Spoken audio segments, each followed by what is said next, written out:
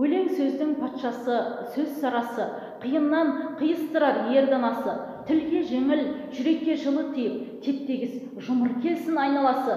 Бөтен сөзбен былғанса сөз арасы, ол ақынның білімсіз бейшарасы. Айтушы мен тыңдаушы көбін адам, бұл жұрттың сөз танымас бір парасы.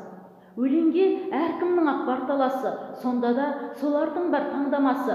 Іші алтын, сырты күміс, сөз жақсын, қазақтың келістірер қай баласы. Бұрынғы ескі биді тұрсам барлап, мақалдап, айтады екен сөз қосарлап. Ақындары ақылсыз, надан келіп, көр жерді өлең қыпты жоқтан қармақ. Қобыз бен домбыра алып топтасарнақ, мақтау өлең айтыпты әркімге арнап. Әр елден өлеңменен қайыр тілеп, кетірген сөз қадірін жұртты шарлап. Ескі бейше отырмын, бос мақалдап, ескі ақынша мал үшін тұрман зарлап. Сөз түзелді, тыңдаушы, сен де түзел, сендерге де келейін енді аяңдап.